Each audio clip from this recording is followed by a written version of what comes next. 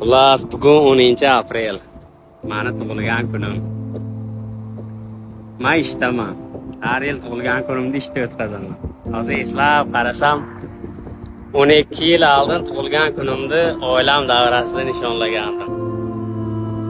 O'sha vaqtda oilamizda bir sharoit og'ir moment edi-da, endi hammada biladi-yu. Men o'shanda ham ishda edim, kechki uyga kelsam, opam alviya salat qilgan ekan. Oilamizda sharoit og'ir edi, alviyada kalbasa yo'q edi, alviyada kalbasa qo'shiladi-yu. Endi tort yo'q. Oila seli hamma, opam, ukam, dadam, hamma uyda. Ko'chani boshiga magazin bor edi, ko'chamizda boshida chiqib turib.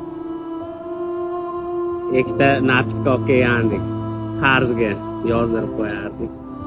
Xudo qilib oila davrasida tug'ilgan kunimda atmishar qilgandik. Mana shu eng zo'r tug'ilgan kun o'sha-da.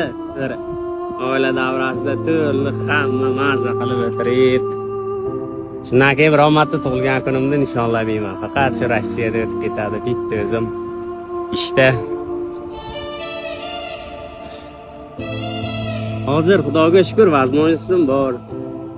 Bir qimmat restoranga borib o'tirib, inshaalloh